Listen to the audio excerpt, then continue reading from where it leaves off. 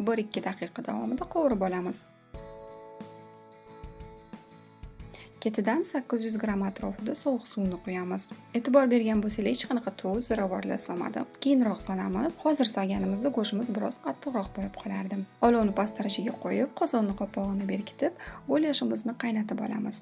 Ungacha makaron uchun suvga tuz, yog' solib qaynash uchun qo'yamiz. Go'lyashimiz qaynab chiqdi. Endi unga ta'bga ko'ra tuz va ziravorlarni solamiz.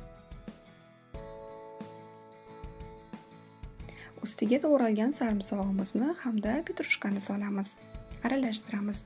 Yana qaynashi uchun past olovda qopqog'ini yopamiz. Eslatib o'taman, ora-orada qozonni kavlab turishimiz kerak, chunki tagiga olib ketishi mumkin.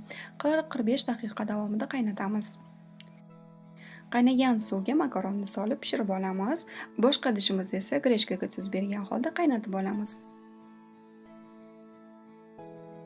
Qaynayotgan go'lyashimizni aralashtirib, tuzi kam bo'lsa, yana tuzni ko'ramiz. Ta'bga ko'ra solishinglar mumkin. Yana qaynashda davom ettiramiz. Aralashtirib turish esa albatta esingizdan chiqmasin. O'ylaymanki, go'lyashni bu usulda tayyorlanishi sizlarga yoqdi. Izohlaringizni esa kutib qolaman. Sizlarga hozirdan yoqimli ishtaha videolarimiz sizga manzur bo'layotgan bo'lsa, bizga obuna bo'lishni hamda like bosishni unutmang. E'tiboringiz uchun rahmat.